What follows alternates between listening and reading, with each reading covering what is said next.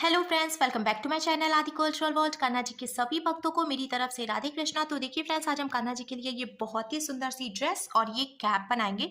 तो सबसे पहले मैं कान्हा जी को ये ड्रेस पहनाकर दिखाती हूँ। मैंने यहाँ पे कान्हा जी को ले लिया है। ऐसे हमें दोनों तरफ से स्लीव पहनानी है और ऊपर से हमने जो डोरी लगाई है इसको जॉइंट नहीं की है, तो आराम से आप कान्हा जी के हिसाब से इसको एडजस्ट कर सकते हैं। फिर ये जो हमने कमर पे देखिए डोरी लगाई है, इसको भी आप पीछे की तरफ बांध सकते हैं। तो देखिए फ्रेंड्स, मैंने कान्हा जी को ये सुंदर सी ड्रेस पहनाई है और आप देख सकते हैं हमारे कान्हा जी इस ड्रेस को पहनकर कितने अच्छे लग रहे हैं। इसका लुक बहुत अच्छा आया है और मैंने एकदम सिंपल तरीके से ये ड्रेस बनाना और कान्हा जी को पहनाना भी बताया है। तो प्लीज वीडियो को लास्ट तक देखिएगा, जिससे कि आप भी आसानी से ये ड्रेस बनाकर कान्हा जी को पहना सकेंगे। अगर आप ड्रेस से रिलेटेड या फिर वीडियो से रिलेटेड कोई नॉलेज चाहते हैं या फिर कोई क्वेश्चन पूछना चाहते हैं तो मुझे मेरे इंस्टाग्राम पर पूछ सकते हैं। मेरा इंस्टाग्राम हैंडल है आदि कल्चरल वर्ल्ड 268। साथ ही साथ मुझे फॉलो भी करें। तो चलिए फ्रेंड्स, अब हम ये बहुत ही खूबसूरत सी कान्हा जी की न्यू डिजाइन वुलन ड्रेस बनाना शुरू करते हैं। इसके पहले अगर आपने अब तक मेरे चैनल को सब्सक्राइब नहीं किया है तो प्लीज मेरे चैनल को सब्सक्राइब करिए, साथ ही साथ बेल आइकन भी प्रेस करिए, जिससे मेरे आने वाली वीडियोस की नोटिफिकेशन आपको सबसे पहले मिले। ड्रेस बनाने के लिए मैंने देखिए यहाँ पे रुमाल ले लिया है। ये 10 रुपए में मार्केट में आपको बहुत ही इजीली मिल जाएगा और ये काफी मोटा होता है और बहुत मुलायम भी होता है, आगे और पीछे दोनों ही तरफ से। तो इससे बनी हुई जो ड्रेसेस है वो कान्हा जी के लिए सर्दियों में बहुत ज्यादा आरामदायक रहती हैं। अब मैं आपको इसका मेजरमेंट बता देती हूँ। तो देखिए ऊपर की तरफ से इसकी जो टोटल लंबाई है वो 8.5 इंच यानी कि 8.5 इंच है। और ऐसे जब हम चौड़ाई देखेंगे तो देखिए ये लगभग 9 इंच यानी कि 9 इंच है। अब हमें सबसे पहले कान्हा जी के लिए धोती बनानी है, तो उसके लिए देखिए मैं ऐसे बीच में से इसको फोल्ड कर लूंगी। फोल्ड करने के बाद जब हम इसको ऐसे मेजर करेंगे तो देखिए इसकी यहाँ से यहाँ तक की जो टोटल चौड़ाई है वो 4.5 इंच यानी कि 4.5 इंच है। तो इधर से भी हमें मेजर करना है और 4.5 इंच यानी कि 4.5 इंच पे मार्किंग करनी है। तो हमने ये 4.5 इंच पे मार्किंग की। ठीक ऐसे ही इधर की तरफ से भी हम मेजर करते हुए 4.5 इंच पे मार्किंग करेंगे। और अब हमने ये जो मार्किंग की है इसको हम सीधी लाइन खींचते हुए मिला लेंगे और कट कर लेंगे।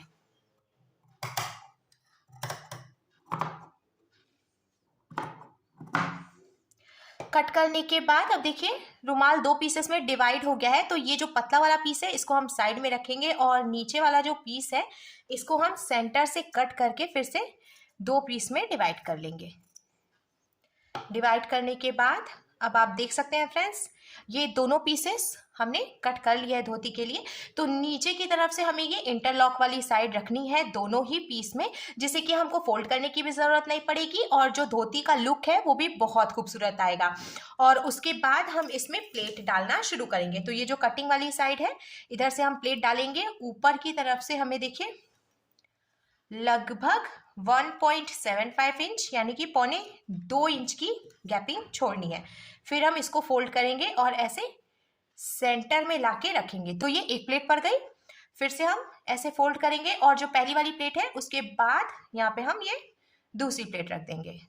मैं आपको पास से दिखाती हूँ। देखिए हमने ऐसे प्लेट्स डाली है और अब हम इस पे सिलाई लगाएंगे जिससे कि ये जॉइंट हो जाए और खुले नहीं।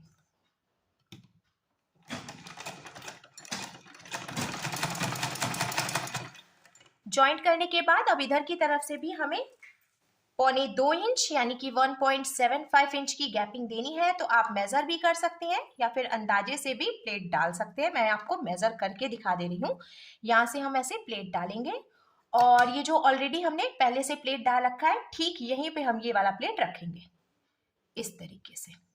फिर एक प्लेट और हम डालेंगे और जो पहला प्लेट है उसके बाद हम ये दूसरा प्लेट रखेंगे।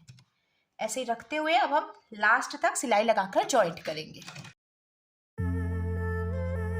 तो हमने देखिए सिलाई लगाकर जॉइंट कर लिया है और अब धोती का जो एक पीस है वो बनकर तैयार है।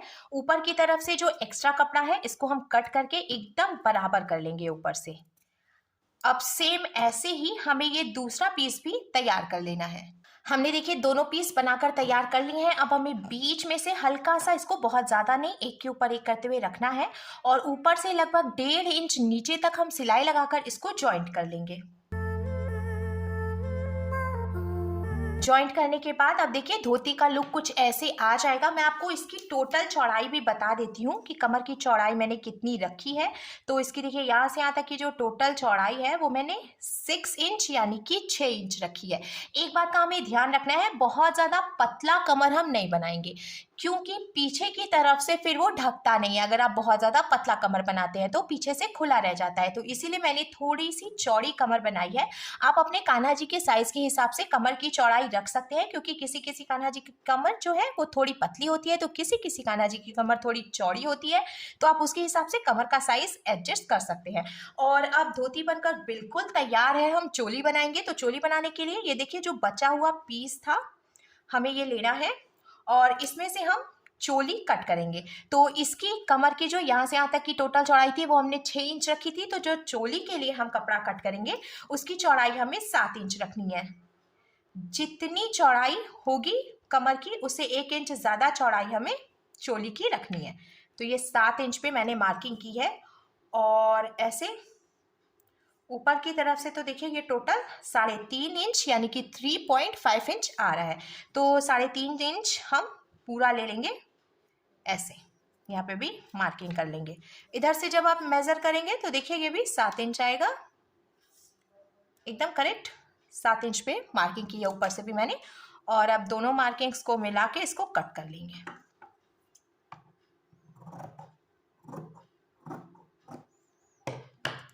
देखिए ये जो छोटा सा पीस है इसको हमें साइड में रखना है और किनारे की तरफ से ये जो इंटरलॉक वाली साइड है इसको भी हम कट कर देंगे क्योंकि किनारे से देखिए ये थोड़ा सा से तिकोने में निकला हुआ है, तो जब हम कट करेंगे तो ये बराबर हो जाएगा।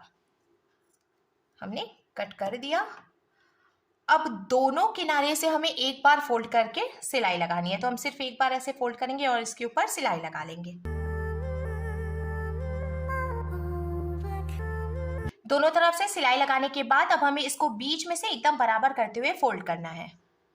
फोल्ड कर लिया हमने, इधर से ये फोल्डेड वाली साइड है और इधर की तरफ से ये ओपन वाली साइड है। तो जो फोल्डेड वाली साइड है यहाँ से हम एक बार और फोल्ड करेंगे, तो हमें देखिए लगभग 1 इंच की चौड़ाई रखते हुए फोल्ड करना है। आप चाहे तो मार्क करके भी फोल्ड कर सकते हैं, ऐसे मेजर करके फिर 1 इंच पे मार्किंग करनी है। तो ये जो 1 इंच पे हमने मार्किंग की यहीं से हम एक बार और फोल्ड करेंगे। फोल्ड करने के बाद अब हमें फिर से ऊपर से देखिए मेजर करना है और मेजर करते हुए लगभग 1.25 इंच यानी कि 1.75 इंच पे मार्किंग करनी है। मैं आपको बताऊं, देखिए ये 1.5 इंच यानी कि 1.5 इंच है और ये 2 इंच है, तो इसके बीच का जो ये वाला हिस्सा है इसको हम 1.25 इंच यानी 1.75 इंच कहते हैं। तो बीच में एकदम सेंटर में हमें मार्किंग करनी थी। तो टोटल जो इसकी लंबाई थी 3.5 इंच थी, इसीलिए मैंने 1.25 इंच पे मार्किंग की है। अब ये जो हमने मार्किंग की है यहीं पे हम गोलाई देते हुए स्लीव की कटिंग करेंगे। तो हमें बहुत ज्यादा बड़ी स्लीव नहीं कट करनी है क्योंकि ये जो रुमाल का फैब्रिक होता है ना ये फैलता है। आप देख सकते हैं फ्रेंड्स मैंने एकदम सेंटर में कटिंग की है और अब जब हम इसको ओपन करेंगे तो स्लीव का लुक कुछ ऐसे आ जाएगा। अब हमें धोती लेनी है और ऐसे पीछे की तरफ से हम रखेंगे इसके ऊपर चोली को, फिर यहां से यहां तक सिलाई लगाकर हम इसको जॉइंट कर लेंगे। हमने सिलाई लगाकर जॉइंट कर लिया है और अब जब हम ऊपर की तरफ फोल्ड करेंगे तो देखिए ड्रेस का लुक कुछ ऐसे आ जाएगा। अब हमें ड्रेस को पलटकर पीछे की तरफ से रखना है और मैंने यहाँ पे सिल्वर कलर की रेडीमेड डोरी में से एक पीस कट कर लिया है। आप चाहें तो खुद से डोरी बनाकर भी लगा सकते हैं। ऐसे हमें डोरी रखनी है और चौड़ा फोल्ड करेंगे हम ऊपर की तरफ से। देखिए ये इंटरलॉक हुआ है यहाँ ऊपर की तरफ से, इसीलिए मैं इसको डबल फोल्ड नहीं कर रही हूँ, सिंगल फोल्ड कर रही हूँ क्योंकि कपड़ा निकलने का डर नहीं है। पर अगर आपने यहाँ पे कटिंग वाली साइड रखी है तो डबल फोल्ड कर ली। अब देखिए हमें सिर्फ एक बार ऐसे फोल्ड करना है और थोड़ा चौड़ा फोल्ड करना है क्योंकि हमें एकदम नीचे की तरफ से सिलाई लगानी है जिससे डोरी जॉइंट ना हो। और ये जो डोरी है वो हम ऊपर की तरफ रखेंगे क्योंकि अगर डोरी जॉइंट हो जाएगी ना तो इधर उधर खिसकेगी नहीं और कान्हा जी की ड्रेस खराब हो जाएगी, कान्हा जी को ड्रेस पहनाने में प्रॉब्लम आएगी। तो हमें इस बात का ध्यान रखना है कि डोरी जॉइंट नहीं होनी चाहिए।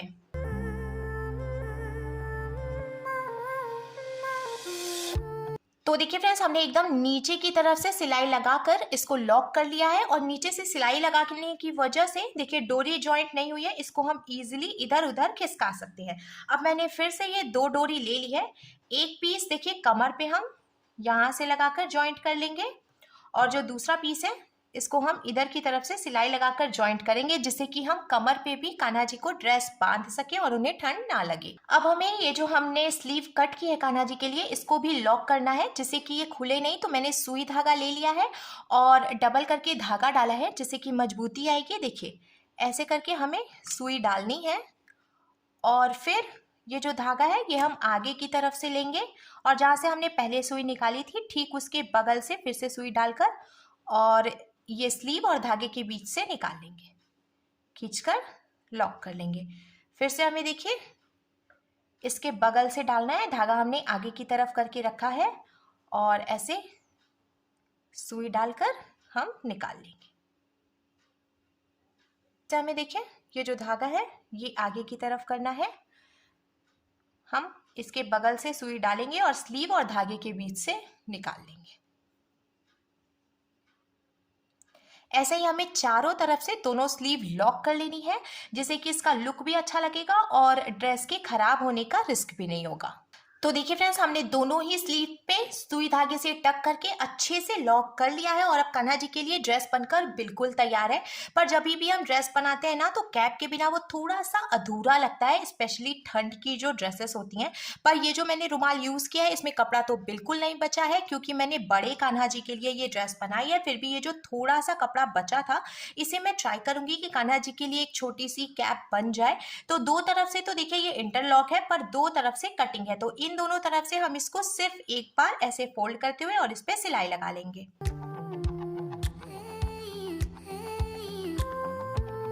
तो देखिए फ्रेंड्स, मैंने दो तरफ से ऐसे फोल्ड करके इस पे सिलाई लगा ली है। अब मैं आपको इसकी चौड़ाई बताती हूँ। तो इससे यहाँ से यहाँ तक की जो चौड़ाई है वो 3.5 इंच है और ऐसे करके जब हम देखेंगे तो लंबाई लगभग 2.25 इंच यानी 2.25 इंच है। अब हमें क्या करना है, जिधर से ये सिलाई वाली साइड है उधर की तरफ से ऐसे करके हम फोल्ड करेंगे। आप फिर से देख सकते हैं, ऐसे करके सेंटर से हम फोल्ड करते हुए एक के ऊपर एक करके रख लेंगे। तो आगे से देखिए ये एकदम कैप का शेप आ जाएगा।